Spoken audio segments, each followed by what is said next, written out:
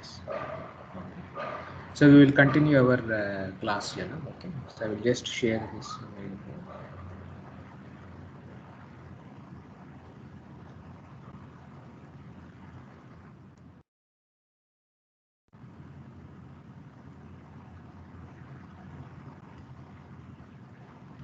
So you people are able to see the whiteboard, right?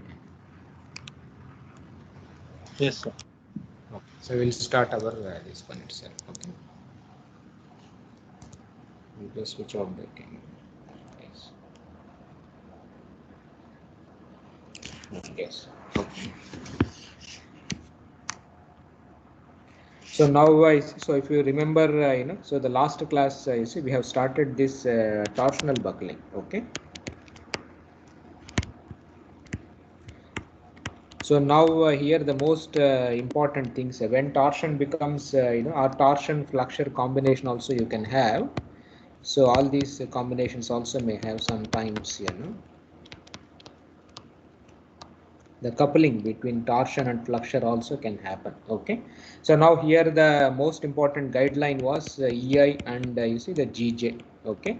So if EI, if GJ is, if you have very higher than this EI say, then you see the flexural buckling can come, and of course the vice versa kind of a thing actually. Okay. So this I think we said in our last class. So generally these open sections and all other things, so this GJ will be, you see, very, very small kind of a thing. So there is always a chance of this torsional buckling. Okay. So now in our, so in your undergraduates, so like last class I already told you. So Saint, the Wienert's theory. Okay. So Saint Wiener torsion, you see, people have studied for, torsion for circular cross sections. And the torsion formula say, okay, so already we wrote this as, some d beta by, you see, dz kind of a thing, where beta was, you see, the angle of twist. Okay. So this, we have seen in our last class. Okay, the Saint Wiener torsion. But now, we can include warping also into our calculations. Okay. So this warping, you see, we use this, Euler-Bernoulli, the beam theory itself. Okay, to calculate the stresses. See, the reason is, when you are having any I section, okay, so like for example, if you take any I section, say, okay, I showed you the pictures also last class. So like for example, if you have any I section kind of a thing, let us say if it is a, beam like this, I beam, okay. So you have, this is a top flange and the bottom flanges are there, say, okay. So now let us say it is subjected to this torque. And if this is Z and if this is X, okay. So now, so if this is your I section, say, so now what happens is, when it is subjected to torque, so if you see the top flange, the top and bottom flanges, they will be, you see, going like this. This may be the top flange, so you will have like this. Okay. Now similarly the bottom flange, say, okay. So, it will be something is like this. Okay. So this is how, things are there, and of course you have, these are how the I section comes. Okay. So now if you see these flanges, when it is subjected to torque, both the flanges, so they are basically subjected to bending kind of a thing. Okay. So the top flange, or the right side flange, you see, it is it is bent upwards, and the this flange is bent downward kind of a thing. So now, so this can be explained, you see, by this, this Euler-Bernoulli beam theory, which you have studied in your UG itself. And then finally, I think last class we already said, so whenever you are having in any I section, say, okay. So because of this twist, so you will be having, so this VF kind of a thing, that is a shear force. So this creates, some kind of a couple kind of a thing, and that resists, your torsion. Okay. So this I think we discussed in our last class. So this is our H kind of a thing you have. So VF, I think we wrote last class, as, so minus some DMF, by DZ. Okay. So the negative sign is basically, it indicates just, you see, this flange bending moment, say, okay. So it increases as Z decreases, okay, for this section. So now finally, so VF is DMF, this we have seen. So the total torsion, say, so it comes resisting from warping plus your Saint Wiener. Okay. So two concepts, comes into picture here. And I think finally last class we already wrote, your torsion, say, okay. So we already wrote, we derived also. So this is, your GJ. So d beta by dz. So this is your Saint Venant's torsion, and you have this warping also. Okay, so this is a sign, which is widely used in all the textbooks by dz q. Some textbooks, what they do is this constant, they write as, so E into, IW kind of a thing. So this entire thing itself. Okay, so where the double IW is your warping constant. I think last class we already written. So this thing is nothing but by IF into, you see, h square by 2.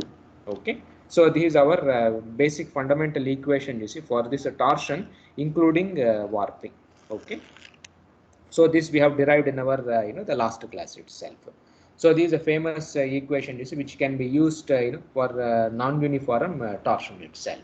Okay, and I think I also showed you in the last class, you can compare, because warping is also something like bending kind of a thing. So I have shown you, I think in advanced mechanics of structures course also, I have discussed in great detail actually. Okay, so like, what are the, because this warping is same as your this bending, Euler-Bernoulli bending itself. So you can make some analogies, and then you can solve several problems. See, like if you're having a simply supported beam set. Okay, and it is subjected to torque.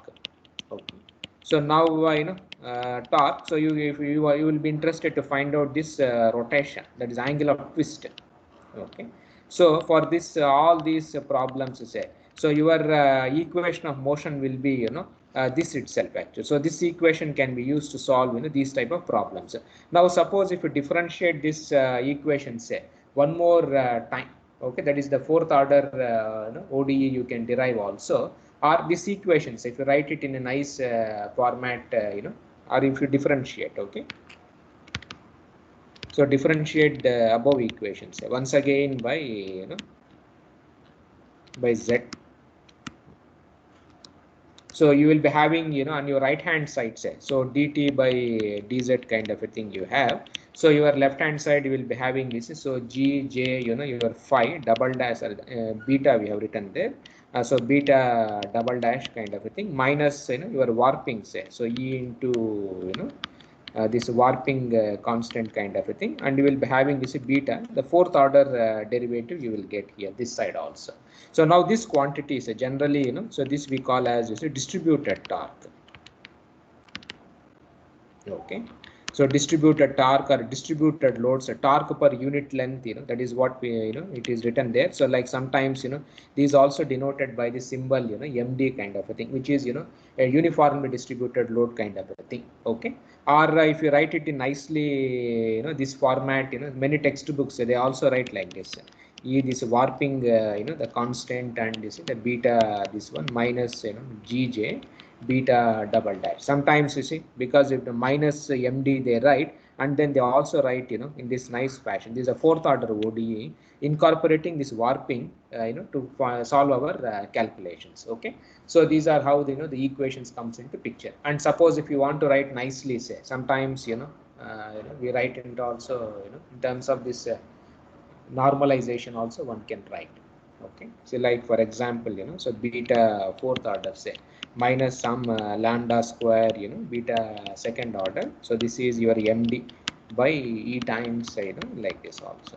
Okay, so where your lambda square, say, is nothing but the ratio between this your GJ towards this E, this one.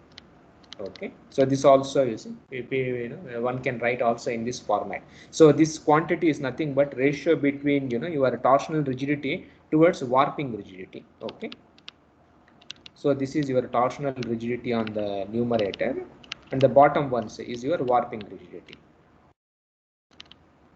So this is our basic equation to solve. So now using this equation, like in our advanced mechanics structure last time, in that course, say, you will learn this in detail also.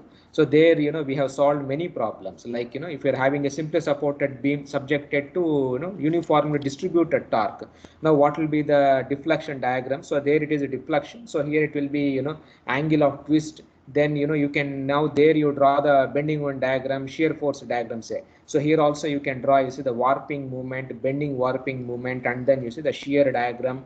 Then the ratio, there it is a slope. Now here already it is slope, so we call this a specific angle of twist. Okay, So all these type of problems say you can solve you for this including this non-uniform torsion.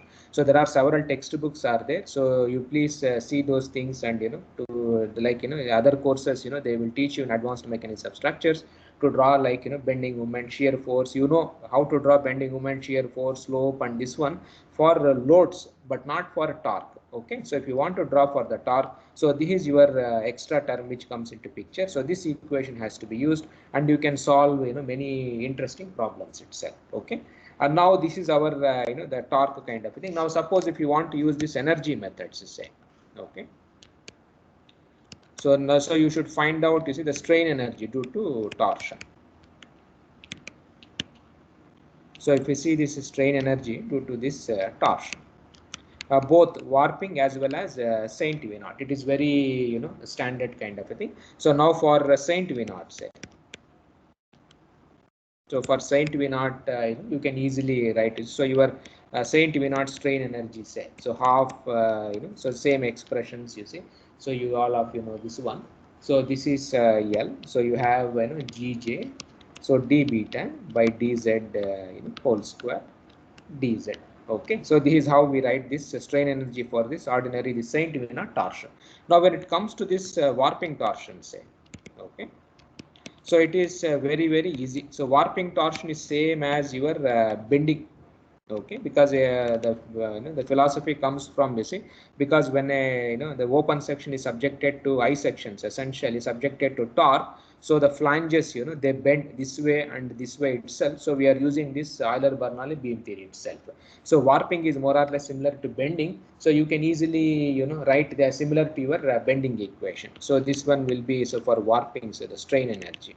Okay, so this is basically so your half, so you have the 0 to L, so E times this constant, that is a warping rigidity, comes here, but and here you have d square beta by dz square whole square dz. So this is the strain energies for Saint V naught as well as for this warping torsion.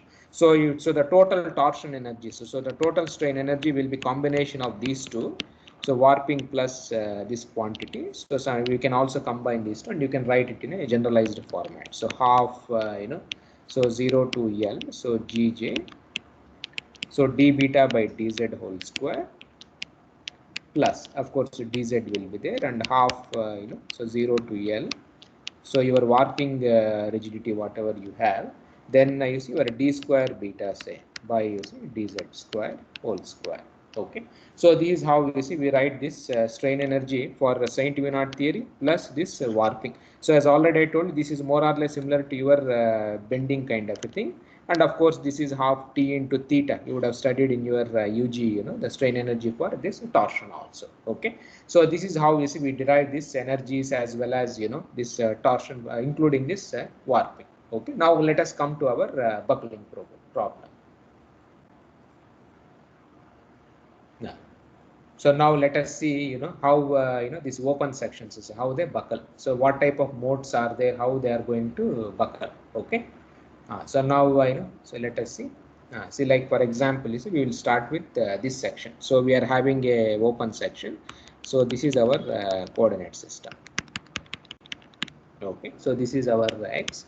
This is our y. Okay. So now you are having a a section which is like this. Okay. So this is some arbitrary a section which we have. Okay, so this is our open section. So you are having a simply supported the beam. Okay, so the cross section say is something like this. So this is your cross section. Okay, because it is unsymmetric kind of a thing. Let us say it's a centroid, say it lies somewhere here. Okay, for this section, and now we take the origin at the shear center. Okay, so origin is at the shear center. I hope all of you know this shear center. Okay, and your C is your centroid. Now how it is going to buckle, and of course this this leg and this legs, they are different, so that's why centroid is slightly above. Okay, so now if you so origin is taken as this one, so now if you denote this centroid, say, is at a distance of x naught. from your shear center, and this distance, okay, the centroid from your shear center, say. So this is y naught, okay. So let me write, so x naught comma y naught, say, they are nothing but your centroid or coordinates, okay. So we have taken a section which is simply supported column, but the cross section is slightly peculiar kind of a thing which we have taken in this specific problem. So now when this it is subjected to, you are having a load piece, because this is a open section, right? So there is always a chance of this torsional buckling, or maybe a combination of torsion flexure kind of a thing. So now we have to analyze this section, okay. So let us say after sometimes, as you keep on increasing the load for some point of a time, because how it is going to buckle, as all of we have already drawn previously. So it will bend also, and it will also it will have something like a twist kind of a thing it will have, because of it is a highly unsymmetric section kind of a thing. So let us say the deformed shape, say, okay. So it is something like, so this is a deformed shape. So this is a coordinate system here. So this is your shear center, okay. So this is a original shape. So this is original. So this is your deformed configuration, say, okay. Oh, sorry, I will draw nicely.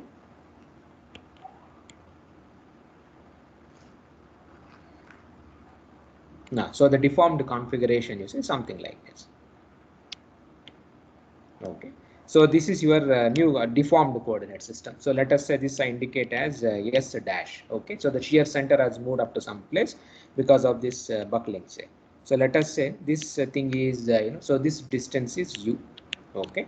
And then this distance is that is so the small portion between this one up to this, okay. So this we are calling as, you see, v, the shear center. After deformation, it has moved somewhere like this. Now your section, say, okay. So it is like this. So this is our original section, okay. So this is how our section moves. So now your centroid, say, now it has become c dash after a deformation. So this is a deformed the configuration kind of a thing. So this is a deformed shape, whereas this is the original shape, okay. So now what has happened is so if you take this this also, so your cross section, say, the whole section, because of this buckling, so it has translated in x direction, it has translated in y direction, and it has also rotated also. So all these quantities, you see, has come into picture if I denote this by beta, okay. So now, so we are doing in general in 2 dimensions. So now your whole cross section, say, okay. So it has a translated, or it has by uv, uv is in x direction, v is in y direction, and it also has rotated actual, okay. So that is what is your beta, okay. So 3 quantities are there now, okay. So now, and u and v, say, they are both of them are related to, you see, your flexural modes, whereas your beta, say, is essentially your torsional mode, okay. This is a torsional kind of a thing, you can say. So now, so this is a column, say, so this is a general column, we are doing it in 2 dimensions, okay, including x as well as y, and of course you have rotation also, okay. So this is like a generalized derivation, you see, which we are doing now. Before going to this one, so now we have to find out the boundary condition. So since this is a simply supported columns in x as well as in y direction, so obviously u and u double dash, you say, and of course v and v double dash, okay. All of them are zeros at z is equal to 0 and l, okay. So at the supports, you see, these are there. Now we have to write about this warping conditions also, okay. The warping the boundary conditions. So this you have to write in terms of beta itself. So now here so simply supported, say, so now your beta, then your beta double dash actual, okay. So this is also equal to 0, we assume here at the z is equal to 0 and z is equal to l, okay. So these our boundary conditions are like this, okay. So warping restraint also is we are assuming that the warping restraint is also 0 at the ends, okay. So the warping restraint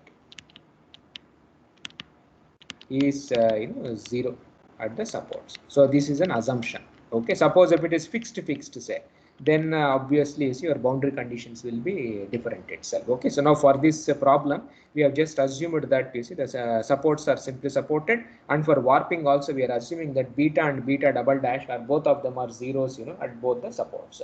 So last class if you remember, what is beta dash analogy, you remember? What is analogy for first beta? I think we draw a table, right? This warping problem is same as your Euler by that Bernoulli this itself. So double dashes. So second derivative, what does it tells you? Now, what is analogy? Second derivative in u is bending moment. Okay. Now, what is the second derivative of beta analogy? Like last class we said. Any of you Warping remember? moment. It is a warping moment actually. And what's the third derivative? No. Torsional warping moment. Torsion, but in our analogy, torsional warping moment analogy is same as shear force. Okay, so this analogy you can use. So now so bending moment is zero. So we are assuming that warping moment is also zero. So if you are getting slightly confusion, say you can use that analogy. Okay, analogy between your beam theory and this warping theory. Okay. So this you can just if you have any confusions you can just go back and you can even check itself. Okay, so now this is how we have indicated now. So now this problem say, okay, so now we will solve by calculus of variations. Okay, so we will use these energy methods or this essentially this calculus of variations to get the strong form or even weak form. You see anything you see we can try here. Okay, so now for calculus of variations, say you have to, as all of you have to write the strain energies. Okay, so now we have to write the strain energy for the column. But only thing is here you are having is a biaxial bending kind of thing. It has bent in x-axis. It also has a bent in y-axis. So of course you can, we are doing a generalized derivation, but if you want to simplify, say, you can simplify assuming that it bends only in the x-axis. That also you can solve. Okay, we can neglect y-axis also you can do, but we are now here, the derivation is much more generalized case we are doing here. It can bend in x, it can bend in y also, and apart from that, there will be a twist also, which is associated with this torsion, or because of the cross section is a open section itself. Okay, and now what is the strain energy? So now here because of biaxial bending, say, so you have bending in x, you have bending in other direction also, plus you are also having a strain energy due to torsion. Now in strain energy due to torsion also you have two things. One is associated with sin v naught, other one is associated with this warping. Okay, so now let us write all the expressions here. So u is basically so half 0 to L, so ei, of course eiy. So if you want to write, so u double dash whole square. So this is a bending energy for y direction. Now similarly say, so this also, so it's 0 to L eix. Okay, so v double dash whole square into dz. Okay, so these are the bending. Now we write the torsion. So half 0 to L, so gj. Okay, and beta dash whole square, plus we have this warping also 0 to L. So we have E, of course warping, this is our warping constant here. So for beta double dash, say, okay, square dz. So this is the strain energy in your column, including biaxial plus distortion. So these two are your flux. Okay, and these are two are related to torsion. One is Saint V naught, other one is warping torsion. That is what we call as non-uniform torsion kind of a thing. And now we have to find out the potential energy due to the load. Okay, or work done by the load essentially. So this we have to find out. Yeah. So this is exactly same. Previously, in one dimensions we have already, the solved kind of a thing. So how did we solve, if you remember? So if you are having a simply supported column, say, so what we said was due to buckling, it will become like this. So this quantity, that is your delta B, or how much it has moved. So we used to do this arc length. Okay, so if the arc length is some s kind of a thing, say, okay, so we used to write this as s minus L kind of a thing. We have derived previously for one dimensions, but now here the problem is so here the problem is, it is basically two-dimension problem right now we are solving. So you have to do it in 2D. So if I draw this one, say, okay, so this is your x and this is z, and you are also having y also. Okay, so now if you take any this one, say, so you are having, if you take any element, okay, so something like this, so a b kind of a thing you have. So this is a and this is a b. Okay, and let us say this point. Okay, so its coordinates are yeah, so this coordinates, say, if I denote this as x, as well as this is y, So you can write,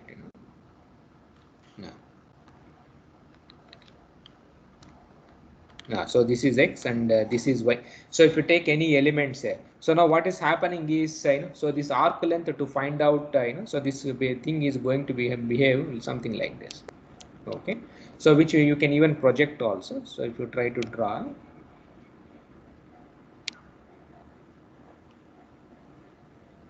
okay, because of 2 dimensions, okay, this small thing is coming. So now this point say, so now this a is this, so ab was the original, okay.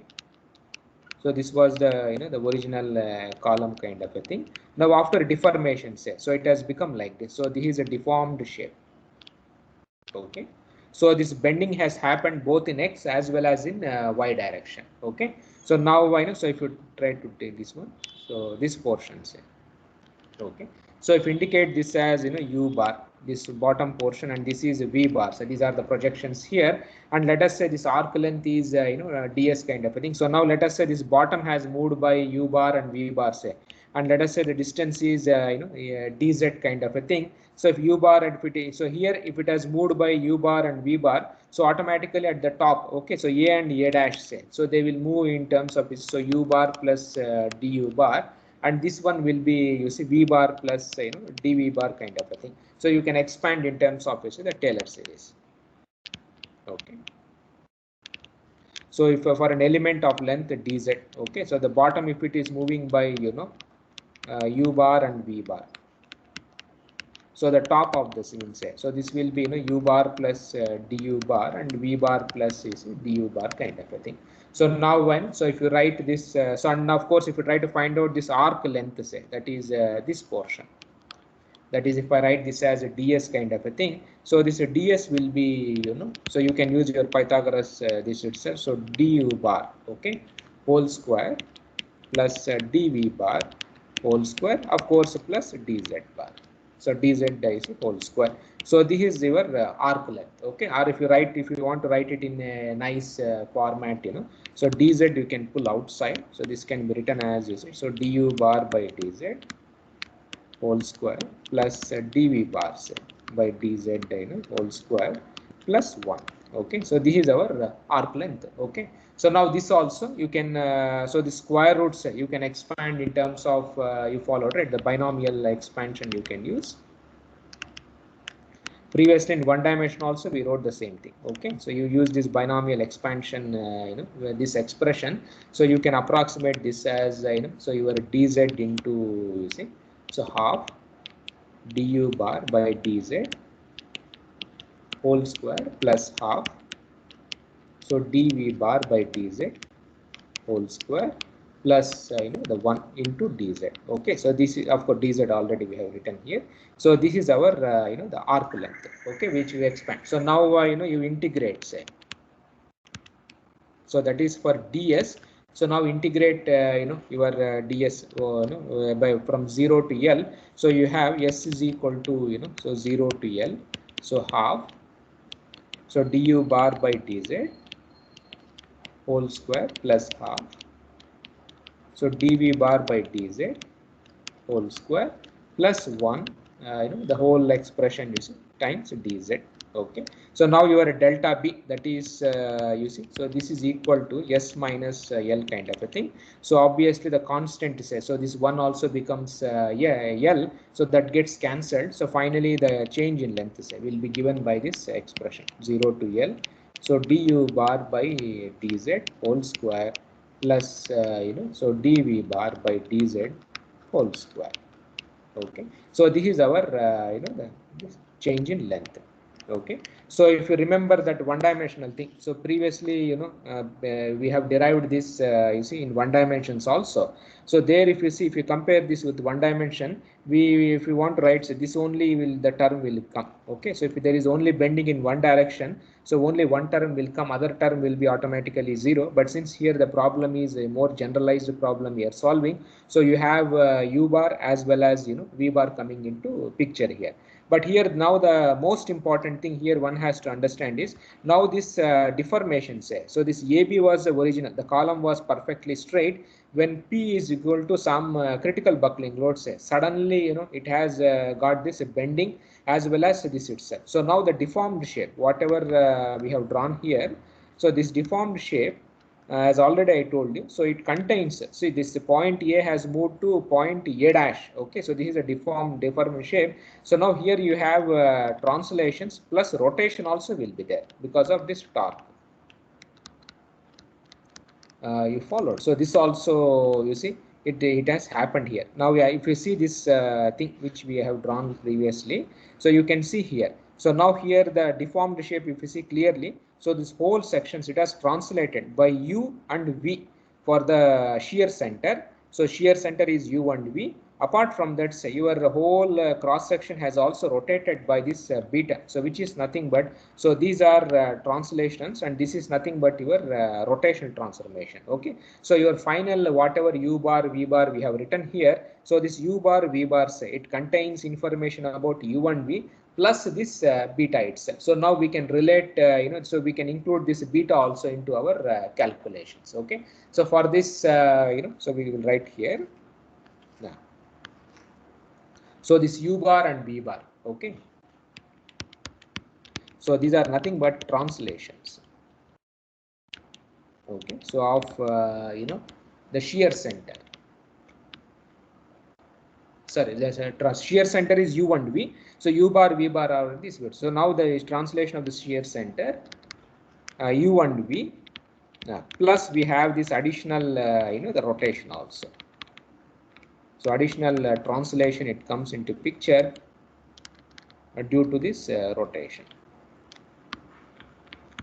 Okay, that is beta. So shear center is the only translation is there, but U bar V bar, so you have to add this portion also into our calculations. So now to include that one, you see, we can just that A dash itself we can take, or some other thing. So now if you're having this is your point P, say, okay, so due to rotation, it has moved to some point, you see, P dash after translation. So let us say this angle of course is beta.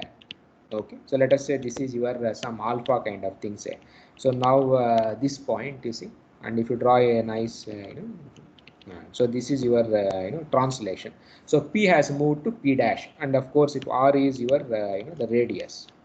So this you can write this as R times beta kind of a thing you can write. So now this portion, say, okay, this is a translation you have to find out. So B, and this is another translation. So this because of negatives, because it is decreasing, I will write this as well. So A and B, okay, these are basically translations. Okay, so due to this torque or due to rotation, that is beta.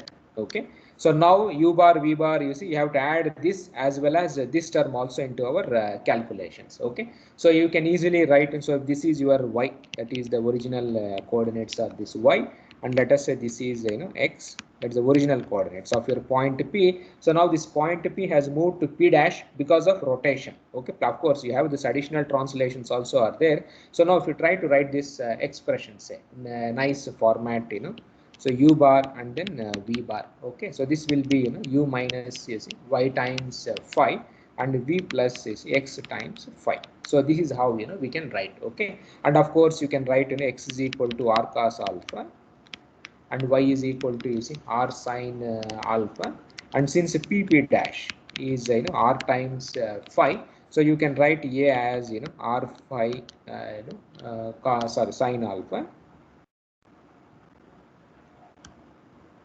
Now, so R phi times sin alpha, and your B, say, is R phi times cos alpha kind of thing. So now you can see, so since X and Y are R cos alpha, R sin alpha, if you substitute, so your this becomes so A becomes Y times phi, and this becomes X times phi. Okay, so now if you substitute in those, so you can write finally as, so U bar V bar, say, as this expression. So these two are translations of the shear center, whereas these two comes from your torque or the rotation of your element. So now you substitute, so you substitute, so U bar V bar into this delta B, okay, into those these derivatives. So now so you will get a big expressions in terms of all these terms. Okay. So now if you try to substitute here now, so your delta B, so this becomes is half 0 to L, so du by dz whole square plus you have dv by dz whole square plus x square plus y square, so d theta by dz whole square minus 2 times y, so du by dz. I think I'm sorry, instead of theta this is a beta.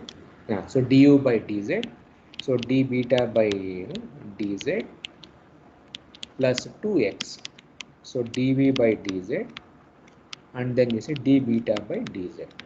Okay, so d beta, so my whole thing you see multiplied by dz. So this is our derivative. So now you can simplify. So now for this is your delta B. So your V say, that is the shear strain, that's the strain energy, that's the work done by the load. If you try to calculate, so minus half.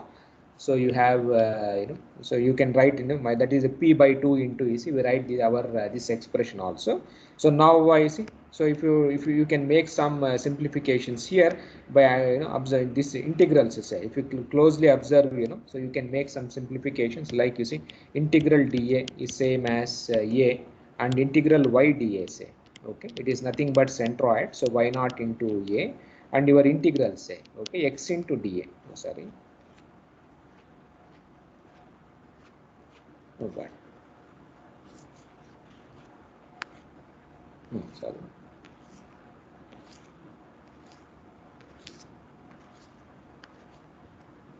So integral y into dA we have written here. So y into dA. Now similar format say.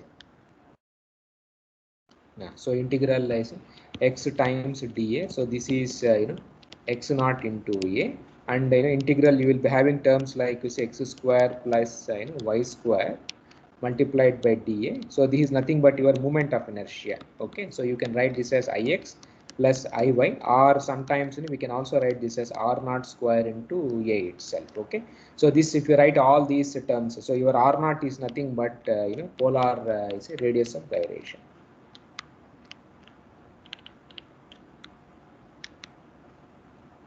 Okay, so if you have all the with respect to shear center, so our origin is at the shear center.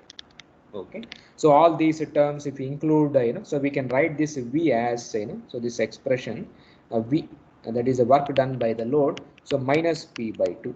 Okay, so 0 to L du by dz whole square plus dv by dz whole square plus R naught square d beta by dz whole square minus 2 times y naught du by dz, so d beta by dz, so these two terms, and of course you have the one more extra term, that is plus 2 times x naught dv by dz, and then you see so d beta by dz. Okay, so these are the so entire expressions. So this integral you have to do with respect to dz. Okay, so this is our work done by the load. Okay, so now you can see, so now if you want to compute the total energy, so the total energy, that is pi, will be equal to strain energy plus this itself. So this big expression, that is U, we already wrote the strain energy due to bending as well as due to torsion we have already written. So these two have to be combined. So which means your this entire expressions all are integrals here. So they are functions. If you see this here, all the terms actual. So you are having U, V, beta kind of a thing in the V, and then if you see this expression for U say, okay.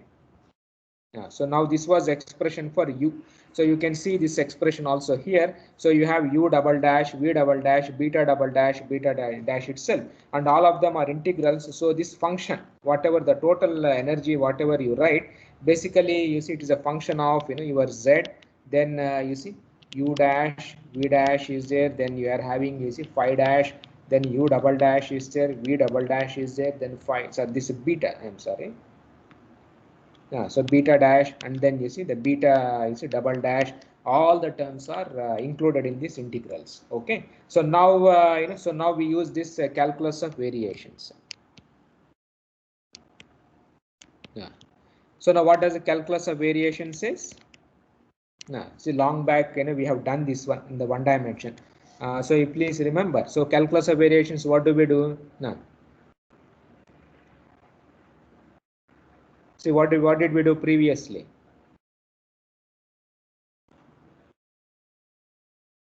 You remember what did we do previously in the calculus of variations? To derive the equations of motion, say, okay, or equation of equilibrium.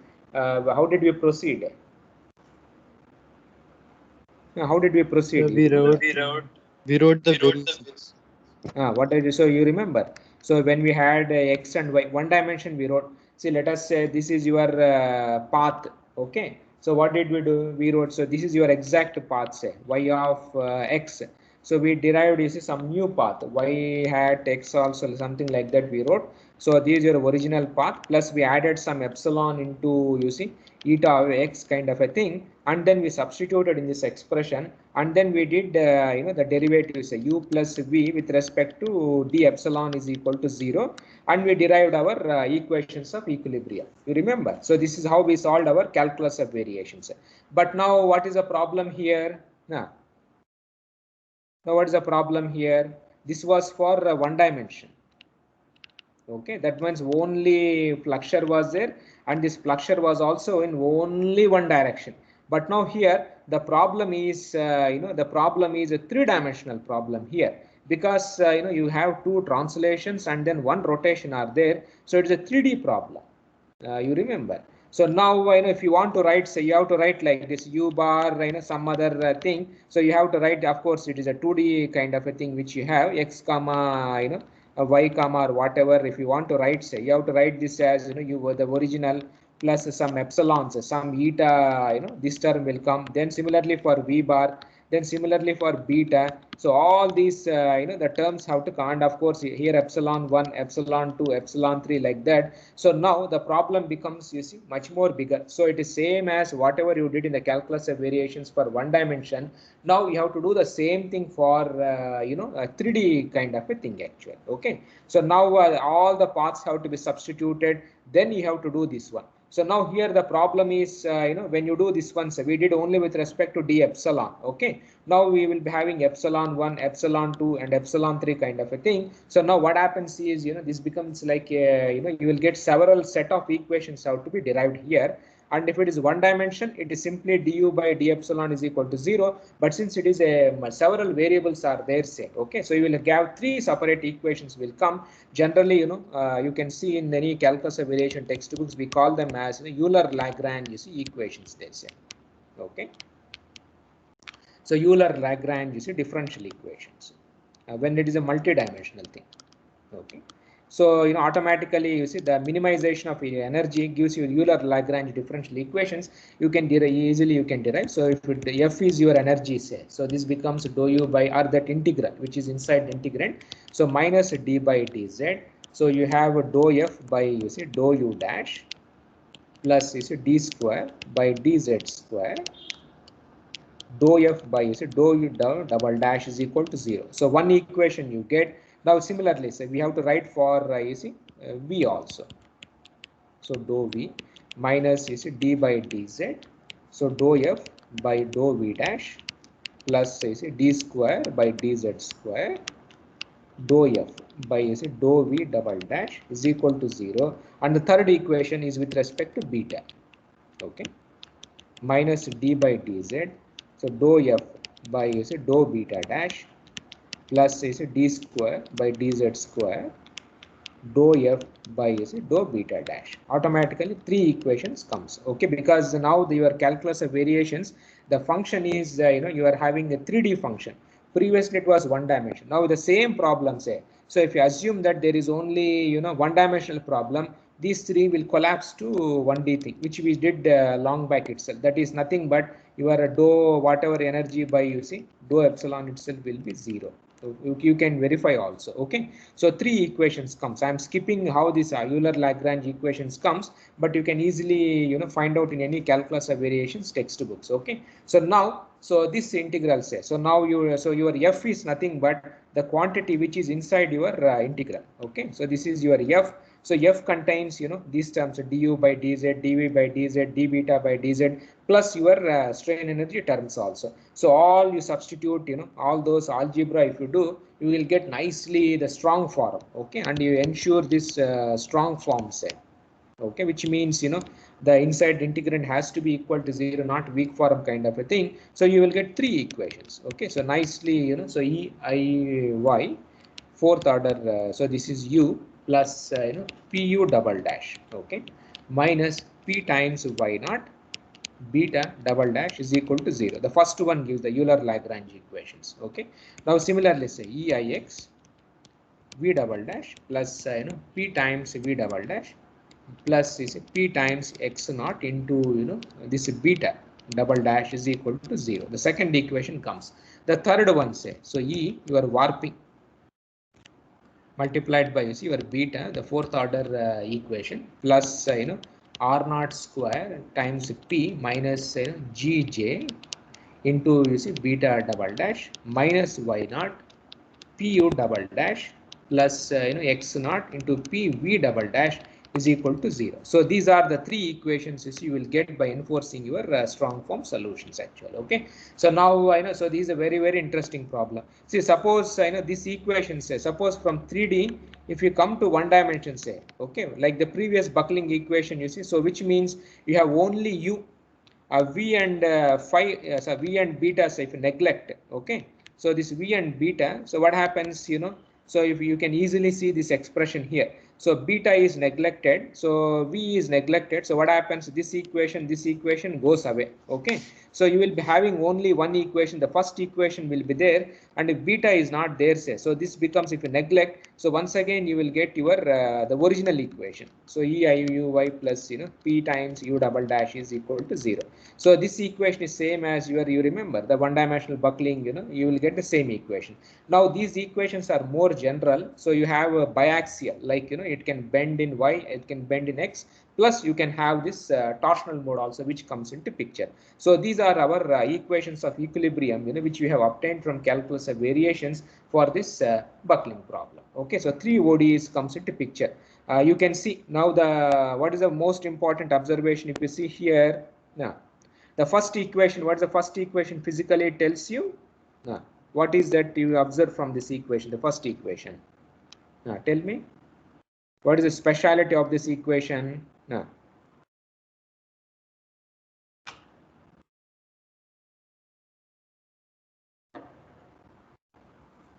what is that you will make out from the first equation?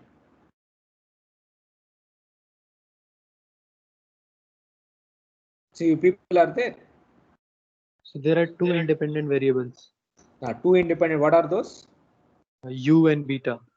U and beta, or what does it tell you physically? What is that you are you are getting here? Now bar your beams, yeah, sorry, your column, what is going to happen to your column? What type of buckling it is going to happen there? It's a coupled equation. Mixture. Coupled of what plus what? Bending and torsion. Bending and torsion. Yes, excellent. Bending and torsion, and it is in x direction. Now what happened? This equation. Y direction bending and torsion. Bending and torsion. Now the third one. X direction. See this equation, you see, so this equation couples actually x also, y also, v double dash, u double dash, followed it.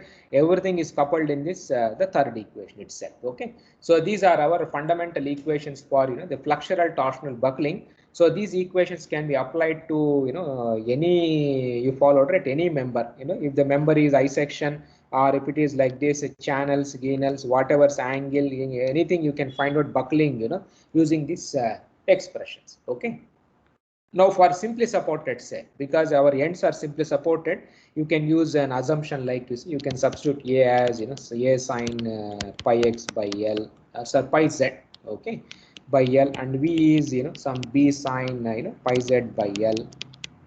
And because beta also the boundary condition was same, you remember beta double dash, that is how we have assumed. So C sine pi z say by L, okay, for simply supported. Warping is also same as simply supported. You can substitute in the above equations and you can get your buckling modes, all kinds of complications, we can see, okay.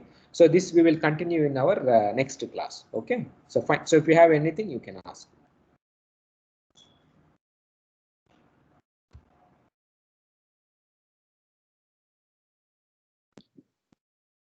So we are saying that